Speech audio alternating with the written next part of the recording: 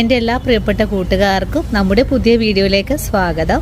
ഇന്നത്തെ നമ്മുടെ വീഡിയോ വളരെ രുചികരമായിട്ടും എളുപ്പത്തിലും തയ്യാറാക്കി എടുക്കാൻ പറ്റുന്ന ഏലാഞ്ചി വീഡിയോ ആണ്. ഇതൊരു പഴയകാല നാടൻ പലഹാരമാണ്. എല്ലാവർക്കും വളരെ ഇഷ്ടപ്പെടുന്ന ഒന്നാണ്. ഉണ്ടാക്കിയെടുക്കാനും വളരെ എളുപ്പവുമാണ്. ഇനിയിപ്പോൾ സ്കൂൾ തുറക്കുന്ന സമയമൊക്കെയാണ്. ഈ ഒരു സമയത്ത് നമ്മുടെ കുട്ടികൾക്ക് പെട്ടെന്ന് തന്നെ ഉണ്ടാക്കി കൊടുക്കാനും പറ്റുന്ന വളരെ സ്വാദേറിയ ഈ ഒരു പലഹാരം എങ്ങനെയാണ് രുചികരമായിട്ട് നമ്മുടെ വീടുകളിൽ തയ്യാറാക്കി എടുക്കുന്നതെന്ന് നമുക്കൊന്ന് നോക്കാം. ഇനി നമുക്ക് പലഹാരം തയ്യാറാക്കി എടുക്കാനുള്ള ഒരു ബൗൾ എടുത്ത് വയ്ക്കാം. ഇതിലേക്ക് ഒരു മുട്ട പൊട്ടിച്ചൊഴിക്കാം. മുട്ടയുടെ ആ ബാഡ് സ്മെല്ല് ഒന്ന് പോയി കിട്ടുന്നതിനായിട്ട് ഒരു നുള്ള് വാനില എസൻസ് ചേർക്കാം. നിങ്ങൾക്കിപ്പോൾ വാനില എസൻസ് കയ്യിലില്ലെങ്കിൽ ഏലക്ക പൊടി വേണമെങ്കിലും ചേർക്കാവുന്നതാണ്. ഇനിയിപ്പോൾ ഇത് രണ്ടും ചേർത്തില്ലെങ്കിലും കുഴപ്പമൊന്നുമില്ല കേട്ടോ. ഇനി പൊടിക്ക് ആവശ്യമായ ഉപ്പ് കൂടെ ചേർക്കണം. ഇനി മുട്ട നല്ലപോലെ ഒന്ന് പതപ്പിച്ചെടുക്കണം. മുട്ട നല്ലപോലെ ഇളക്കി യോജിപ്പിച്ചിട്ടുണ്ട്. ഇനി നമുക്കിതിലേക്ക് ഒരു ഗ്ലാസ് വെള്ളം ഒഴിച്ചു കൊടുക്കുന്നുണ്ട്. വെള്ളം ചേർത്തിട്ട് വീണ്ടും നല്ലപോലെ ഒന്ന് മിക്സ് ചെയ്തെടുക്കാം. നമ്മളിന്ന് എടുക്കുന്നത് 1 കപ്പ് പൊടിയാണ്. അതിനായിട്ട് 1.5 കപ്പ് വെള്ളമാണ് നമുക്ക് ഇതിലേക്ക് ഒഴിച്ചു കൊടുക്കേണ്ടതും. അങ്ങനെ നമ്മൾ വെള്ളം കൂടെ ഒഴിച്ചിട്ട് ഒന്നുകൂടെ മിക്സ് ചെയ്തിട്ടുണ്ട്. ഇനി നമുക്കിതിലേക്ക് 1 കപ്പ് മൈദപ്പൊടി ചേർക്കാം. ഇനി ഇതിലേക്ക് 1 കപ്പ് പൊടി ചേർക്കുവാണ്. പൊടി ചേർത്ത് കഴിഞ്ഞാൽ വീണ്ടും ഇതെല്ലാം കൂട്ടി യോജിപ്പിച്ച് നല്ല പോലെ ഒന്ന് ഇളക്കി കൊടുക്കണം. കട്ടകളില്ലാതെ വളരെ എളുപ്പത്തിൽ മിക്സ് ചെയ്തെടുക്കുന്നതിനായിട്ടാണ് നമ്മൾ ആദ്യമേ ഇതിലേക്ക് വെള്ളം ചേർത്തിട്ടുണ്ടായിരുന്നത്. ഇപ്പോൾ നല്ല പോലെ ഒന്ന് കട്ടിയായി വന്നിട്ടുണ്ട്. വീണ്ടും നമുക്കിതിലേക്ക് 1/2 ഗ്ലാസ് വെള്ളം കൂടെ ഒഴിച്ചു കൊടുക്കാം. 1 കപ്പ് പൊടിക്ക് 1.5 കപ്പ് എന്നളവാണ് വെള്ളം ആവശ്യമായിട്ടുള്ളത്. ഇനി ഒരു 1/2 ഗ്ലാസ് വെള്ളം കൂടെ നമുക്ക് ഒഴിച്ചു കൊടുക്കാം. നമുക്ക് ഈ ബാറ്റർ വളരെ ലൂസായിട്ടാണ് നമുക്ക് ആവശ്യമായിട്ടുള്ളത്. ലൂസായി വരുന്തോറും നമ്മൾ തയ്യാറാക്കുന്ന പലഹാരം വളരെ തന്നെ തിന്നായിട്ട് തന്നെ നമുക്ക് വേവിച്ചെടുക്കാനും സാധിക്കുന്നതാണ്. അങ്ങനെ നമുക്ക് ഒരു 1/2 ഗ്ലാസ് വെള്ളം കൂടെ ഇപ്പോൾ ആവശ്യമായിട്ട് വന്നിട്ടുണ്ട്. ഇത്രയും തന്നെ മതിയാകും. ഇനി വെള്ളം ചേർക്കേണ്ട ആവശ്യമൊന്നും തന്നെ ഇല്ല. ഇനി നമുക്ക് തവി വെച്ചിട്ട് ഒന്ന് ഇളക്കി നോക്കാം. കണ്ടോ, ഒരു തരി പോലും കട്ടകളൊന്നും തന്നെ ഇല്ലാതെ നല്ല ലൂസായിട്ടാണ് നമ്മൾ ഈ മാവ് ഒന്ന് മിക്സ് ചെയ്തെടുത്തിട്ടുള്ളത്. ഇതാണ് കേട്ടോ കറക്റ്റ് ആയിട്ടുള്ള ഒരു കൺസിസ്റ്റൻസി. ഇനി നമുക്ക് ഈ മാവ് ഒന്ന് മാറ്റി വെച്ചതിന് ശേഷം ഫില്ലിങ് തയ്യാറാക്കാനുള്ള കാര്യങ്ങളൊക്കെ ഒന്ന് എടുത്ത് വെക്കാം.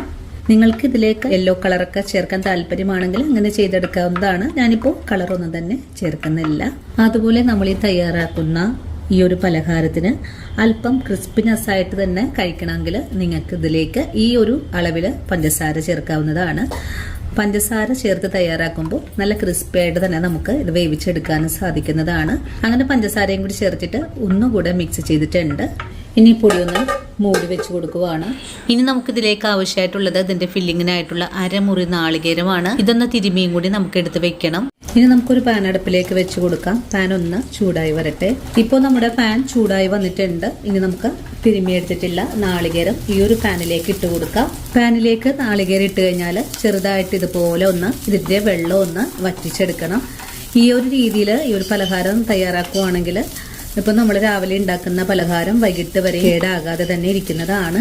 അപ്പോൾ ഒന്ന് ചെറുതായിട്ട് ചൂടാക്കിയെടുത്താൽ മതിയാകും. ഈ ഒരു നാളികേരത്തിലെ വെള്ളമയൊന്ന് വറ്റിക്കിട്ടിയാൽ മാത്രം മതിയാകും. അങ്ങനെ നാളികേരം ചെറുതായിട്ടൊക്കെ ഒന്ന് ചൂടായി തുടങ്ങിയിട്ടുണ്ട്. ഇനി നമുക്ക് ഉടൻ തന്നെ ഫ്ലെയിം ഓഫ് ചെയ്ത് കൊടുക്കാം.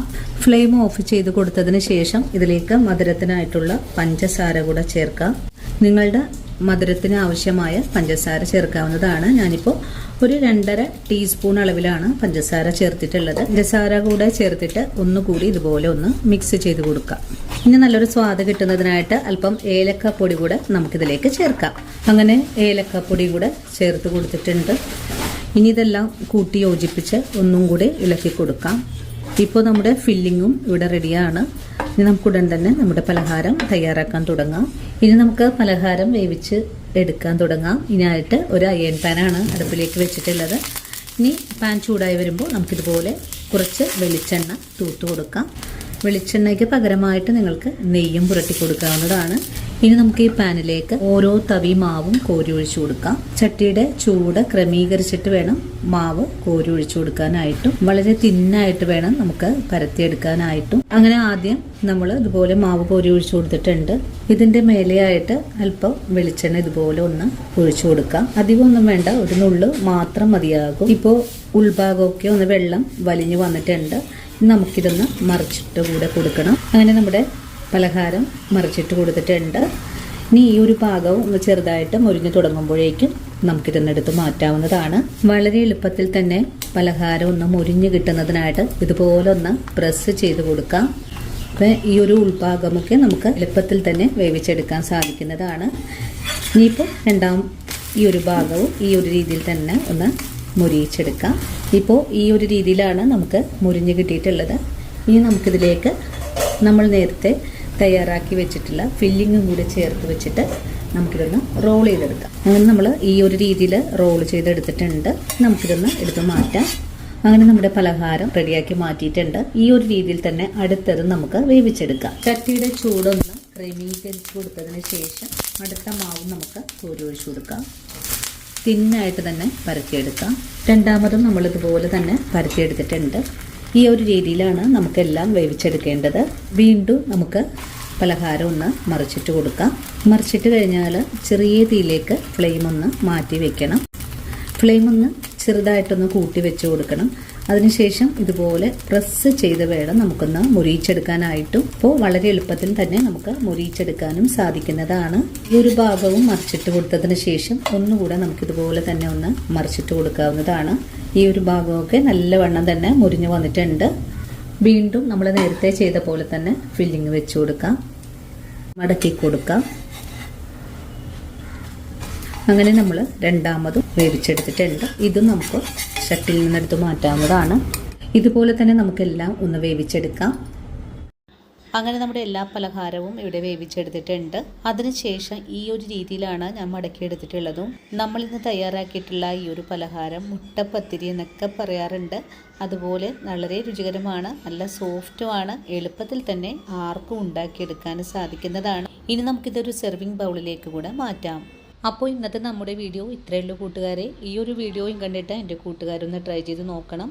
ട്രൈ ചെയ്ത് നോക്കുമ്പോൾ ഈ ഒരു റെസിപ്പിയുടെ സ്വാദിഷ്ടപ്പെടുവാണെങ്കിൽ തീർച്ചയായിട്ടും നമ്മുടെ ചാനൽ ഫോളോ ചെയ്യുന്ന കാര്യം മറന്നു പോകരുത്. അതുപോലെ വീഡിയോയെക്കുറിച്ചുള്ള അഭിപ്രായങ്ങൾ കമൻസായിട്ട് അറിയിക്കാനും മറക്കരുത്. ഇനിയിപ്പോൾ ആദ്യമായിട്ട് നമ്മുടെ വീഡിയോസ് കാണുന്ന കൂട്ടുകാർ ആരെങ്കിലും ഉണ്ടെങ്കിൽ ചാനൽ ഫോളോ ചെയ്ത് നമ്മുടെ ഫാമിലിയിൽ മെമ്പറാകാനും മറക്കല്ലേ. ഇനിയും ഇതുപോലുള്ള നല്ല നല്ല വീഡിയോസൊക്കെ ആയിട്ട് ഞാൻ നാളെ ഓടിയെത്തുന്നതാണ്. അതുവരെയും വീഡിയോ കണ്ട് സപ്പോർട്ട് ചെയ്ത എല്ലാ കൂട്ടുകാരോടും ഒത്തിരി നന്ദി, സ്നേഹമൊക്കെ അറിയിച്ചുകൊണ്ട് നാളെ രാവിലെ ഓടിയെത്താം. അതുവരെയും സ്നേഹത്തിൻ്റെ ഭാഷയിൽ വീണ്ടും കാണാം.